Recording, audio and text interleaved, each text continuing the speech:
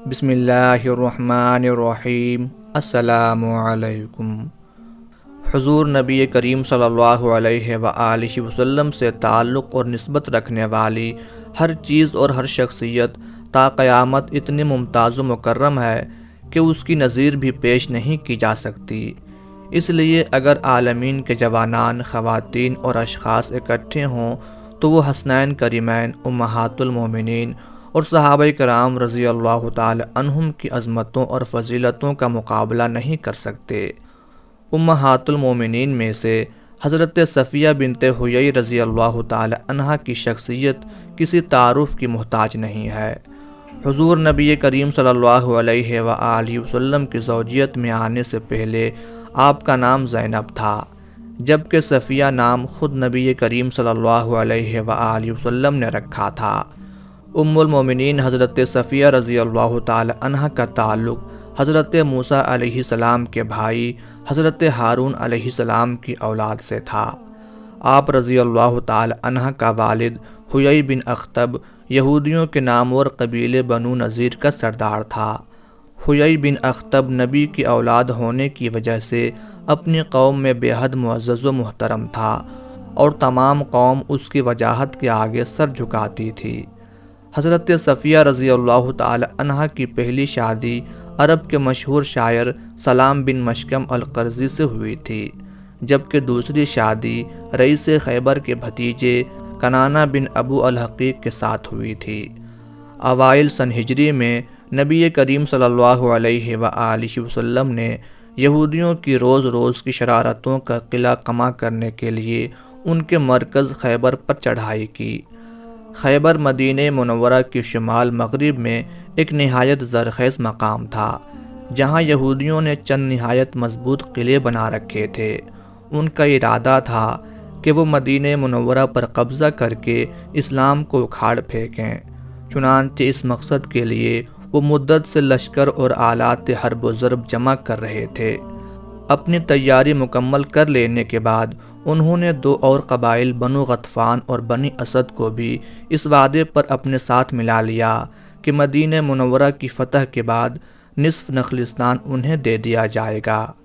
جب نبی کریم صلی اللہ علیہ وآلہ وسلم کو یہودیوں کی اس تیاری کا علم ہوا تو آپ صلی اللہ علیہ وآلہ وسلم خود 1400 صحابہ کرام کے ہمراہ خیبر کی طرف روانہ ہوئے۔ اسلامی لشکر نے حضور اکرم صلی اللہ علیہ وآلہ وسلم کی زیر قیادت نہایت تیزی سے مسافت طے کی اور دن رات سفر کرتے ہوئے ایک دن صبح کے وقت خیبر کے نواح میں پہنچ گئے۔ انہیں دیکھ کر یہودی ششدر رہ گئے۔ ان کے وہم و گمان میں بھی نہ تھا کہ مسلمان اتنی جلدی آ پہنچیں گے۔ کھلے میدان میں لڑنا انہوں نے مناسب نہ سمجھا اور قلعہ بند ہو کر مسلمانوں پر تیر اور پتھر برسانے لگے۔ مجاہدین اسلام نے پامردی سے تیروں اور پتھروں کی بوچھاڑ کا مقابلہ کیا اور جاں بازانہ لڑتے ہوئے یہودیوں کے 3 قلعوں پر قابض ہو گئے۔ یہودیوں کا سب سے مضبوط قلعہ القموس تھا۔ کئی دن گزر گئے لیکن سرتوڑ کوششوں کے باوجود یہ قلعہ فتح نہ ہوا۔ آخر ایک دن حضور صلی اللہ علیہ وآلہ وسلم نے حضرت علی رضی اللہ تعالی عنہ کو بلا بھیجا۔ وہ آشوب چشم کے عارضہ میں مبتلا تھے، لیکن نبی کریم صلی اللہ علیہ وآلہ وسلم کے لعاب دہن کی برکت اور دعا سے انہیں صحت ہو گئی۔ پھر حضور صلی اللہ علیہ وآلہ وسلم نے حکم دے کر انہیں القموس کی تسخیر پر مامور فرمایا۔ القموس کا دفاع مرحب اور حارث 2 یہودی سردار کر رہے تھے۔ وہ نامور جنگجو تھے اور ان کی قوت اور شجاعت کی زمانے بھر میں دھوم تھی۔ سب سے پہلے حارث حضرت علی رضی اللہ تعالی عنہ کے سامنے آیا اور فنون جنگ میں اپنی بے مثال مہارت کے باوجود ذوالفقار حیدر کا شکار ہو گیا۔ اس کے بعد اس کا بھائی مرحب غضبناک ہو کر حضرت علی رضی اللہ تعالی عنہ پر جھپٹا، لیکن اس کا حشر بھی اپنے بھائی جیسا ہوا۔ یہودیوں نے بہت جلد ہتھیار پھینک دیے اور عاجزی کے ساتھ صلح کے طالب ہوئے۔ نبی رحمت صلی اللہ علیہ وآلہ وسلم نے ان پر رحم فرما کر اس شرط پر صلح کر لی کہ زمین انہی کے پاس رہے، البتہ پیداوار نصف حصہ وہ مسلمانوں کو دیں گے۔ جنگ خیبر میں 93 یہودی مارے گئے اور 15 مسلمان شہید ہوئے۔ یہ لڑائی یہودیوں کے لیے نہایت تباہ کن ثابت ہوئی۔ ان کے کئی نامور بہادر اور سردار اس لڑائی میں مارے گئے۔ حضرت صفیہ رضی اللہ تعالی عنہ کے خاندان کے سارے افراد میدان جنگ میں کام آئے یا جنگی قیدی بنا لیے گئے۔ مقتولوں میں ان کے باپ، بھائی اور شوہر بھی تھے۔ اس طرح وہ نہایت قابل رحم حالت میں تھیں۔ جنگ کے بعد تمام قیدی اور مال غنیمت ایک جگہ جمع کیے گئے۔ حضرت بلال رضی اللہ تعالی عنہ حضرت صفیہ رضی اللہ تعالی عنہا اور ان کے رشتے کی ایک بہن کو پکڑ لائے۔ رستے میں یہودی مقتولین کی لاشیں خاک و خون میں لتھڑی پڑی تھیں۔ ان میں حضرت صفیہ رضی اللہ تعالی عنہا کے محبوب والد، بھائی اور شوہر کی لاشیں بھی تھیں، اور خاندان کے بعض دوسرے بزرگ بھی کٹے پڑے تھے۔ حضرت صفیہ رضی اللہ تعالی عنہا نے حسرت سے ان لاشوں پر نظر ڈالی اور چپ کی چپ رہ گئیں۔ البتہ ان کی ساتھی بہن بے قابو ہو گئیں اور نہایت شدت سے گریہ زاری اور سینہ کو بھی شروع کر دی۔ جب حضرت بلال رضی اللہ تعالی عنہ نے انہیں نبی کریم صلی اللہ علیہ وآلہ وسلم کی خدمت میں پیش کیا تو نبی کریم صلی اللہ علیہ وآلہ وسلم اس عورت کی گریہ زاری سے متاثر ہوئے۔ حضرت صفیہ رضی اللہ تعالی عنہا تو خاموشی سے ایک طرف بیٹھ گئیں اور اس عورت کو حضور اکرم صلی اللہ علیہ وآلہ وسلم نے دوسری طرف لے جانے کا حکم دیا، اور پھر بلال رضی اللہ تعالی عنہ سے مخاطب ہو کر فرمایا، بلال، تمہارے دل میں رحم نہیں ہے کہ ان عورتوں کو اس راستے سے لائے جہاں ان کے باپ اور بھائی خاک و خون میں لتھڑے پڑے ہیں۔ جب مال غنیمت کی تقسیم ہونے لگی تو حضرت دحیہ کلبی رضی اللہ تعالی عنہ نے حضرت صفیہ رضی اللہ تعالی عنہا کو اپنے لیے پسند فرمایا۔ چونکہ وہ تمام اسیران جنگ میں سب سے زیادہ عقد کی حامل تھیں، اس لیے بعض صحابہ کرام نے عرض کیا، یا رسول اللہ صلی اللہ علیہ وآلہ وسلم، صفیہ رضی اللہ تعالی عنہا بنی قریظہ اور بنو نذیر کی رئیسہ ہے، خاندانی وقار اس کے بشرے سے آیا ہے، وہ ہمارے سردار یعنی نبی کریم صلی اللہ علیہ وآلہ وسلم کے لیے موزوں ہے۔ حضور اکرم صلی اللہ علیہ وآلہ وسلم نے یہ مشورہ قبول فرما لیا۔ دحیہ کلبی رضی اللہ تعالی عنہ کو دوسری باندی عطا فرما کر حضرت صفیہ رضی اللہ تعالی عنہ کو آزاد کر دیا اور انہیں یہ اختیار دیا کہ چاہے وہ اپنے گھر چلی جائیں یا پسند کریں تو آپ صلی اللہ علیہ وآلہ وسلم کے نکاح میں آ جائیں۔